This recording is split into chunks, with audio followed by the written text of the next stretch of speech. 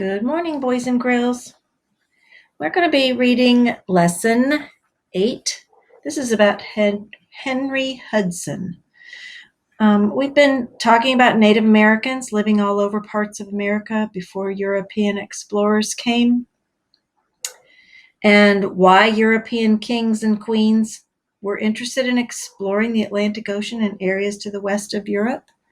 Why would they be interested in doing that? Well, they were trying to find ways to get to Asia. They didn't know there was North America there. It was just in their way. They were trying to get to Asia. So, based on his navigational skills and knowledge of geometry, Cabot, who we learned about yesterday, had an idea of how to go to the East Indies faster than Columbus did. What was his idea? Do you remember? He was going to sail farther north, where the distance around the entire world would be shorter. What is the name of the route to the East Indies for which Cabot was searching? He was searching for the Northwest Passage.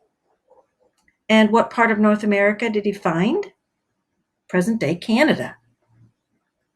Just like the Vikings. On Cabot's voyage, did he interact with any Native Americans? No, not one, but he did see signs of their settlements. So today we're going to learn about Henry Hudson. John Cabot was not the only person who was eager to find the Northwest Passage to the Indies. English explorer Henry Hudson had the very same goal. Very little is known about Henry Hudson's early life, but we do know that he had an interest in exploring Arctic geography. Hudson made his first attempt to find the Northwest Passage in 1607, more than 100 years after Cabot made his voyages.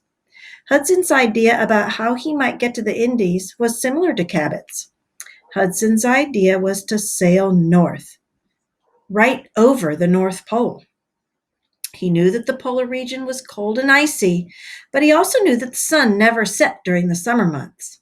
He thought that the summer sun might melt a lot of the ice, making it possible to sail over the top of the earth and come out on the other side of the world in Asia.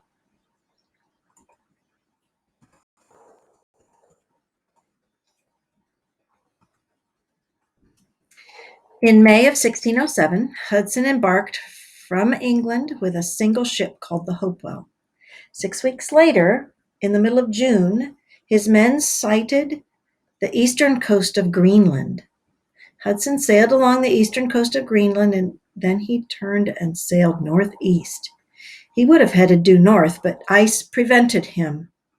Over the course of their voyage, he and his men saw many unfamiliar creatures, including whales, seals, and walruses. And in mid-July, he reached the Spitsbergen archipelago, which was a chain of islands that had an Arctic climate.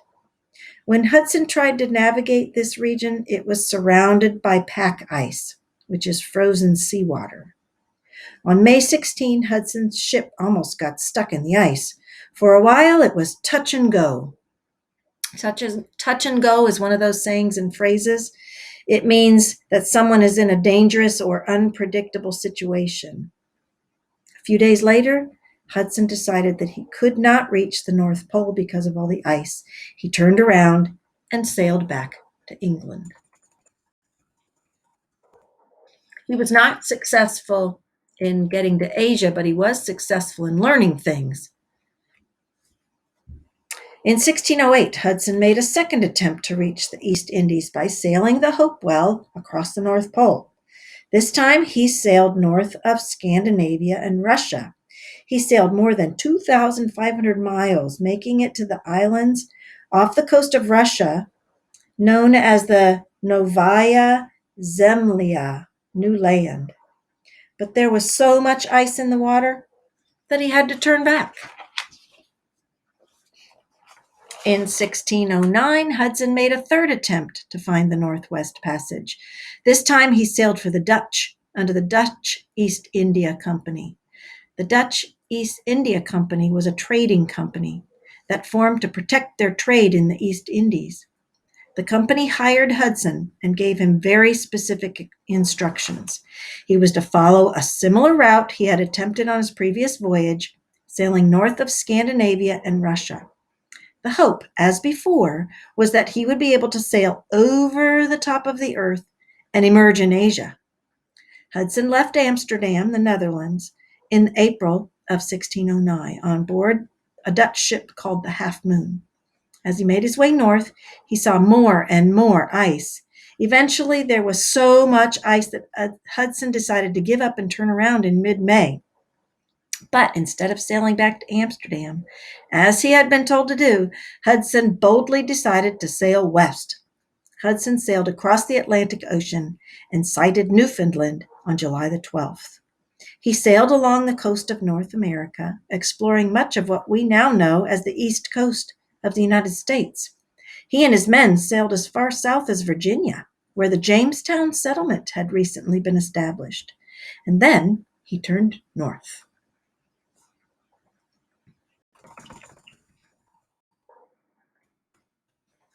On September the 3rd, they came upon a large river that emptied into the Atlantic.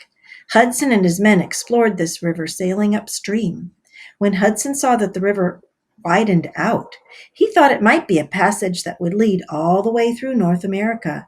He thought the river he was exploring might be the Northwest Passage he and the explorers before him had been seeking for years. Farther upstream, though, the river narrowed, and Hudson began to think that maybe it would not lead him through the continent. Nevertheless, it was an interesting discovery. Hudson claimed the area for the Netherlands and the Dutch.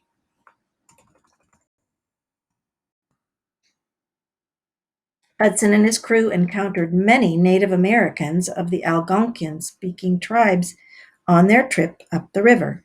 Some Native Americans tried to attack them, whereas others visited the ship to trade.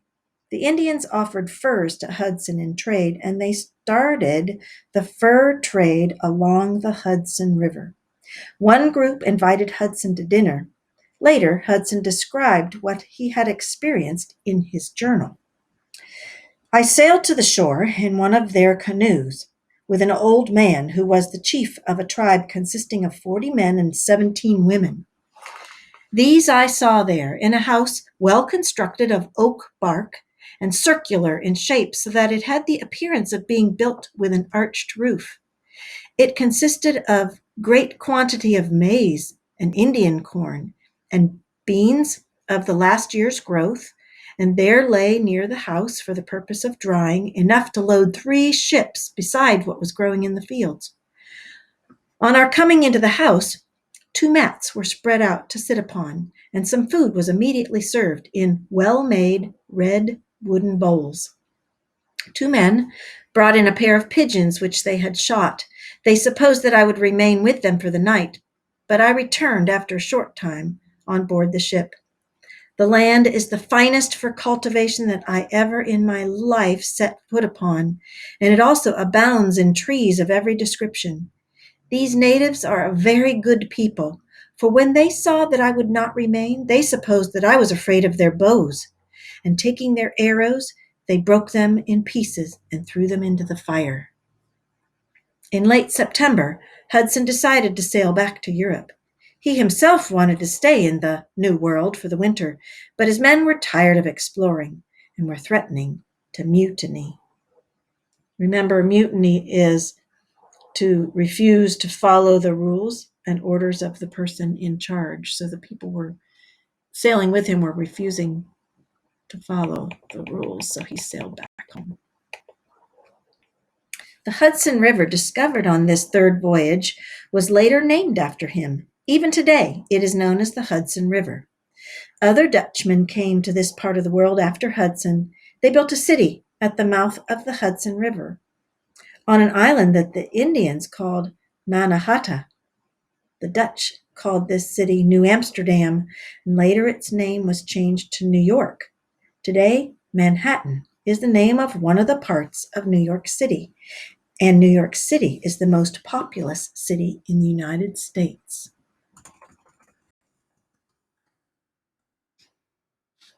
In 1610, Hudson set off on a 4th voyage. This time he was sponsored by two English companies, the Virginia Company and the British East India Company. Similar to the Dutch East India Company, these companies were also trading companies. Hudson's goal was the same: to find a Northwest Passage, a water route that would lead through the American continent and allow ships to sail to Asia. Hudson sailed west, but he stayed far to the north. He reached Greenland in early June. A few weeks later, he and his men found a large strait that led into the center of North America. Hudson hoped it might lead all the way through to Asia. On August the 2nd, Hudson sailed out of the strait into a large bay. Today, this bay is known as Hudson Bay, and the strait is known as Hudson Strait. Hudson spent the next few months exploring the coast of the bay. In November, his ship got stuck in the ice. He and his crew had to go ashore for the winter. It was a difficult, freezing cold winter. The men were fighting with Hudson as well as with one another. Several of them fell ill with scurvy, a disease that preys on people who have not been eating a healthy, well-balanced diet.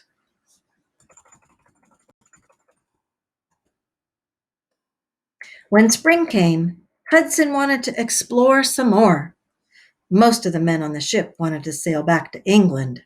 A big fight broke out. In the end, the sailors mutinied. They put Hudson, his son, and some others that they did not like in a small open boat and sailed away. Henry Hudson, the great explorer, was never heard from again.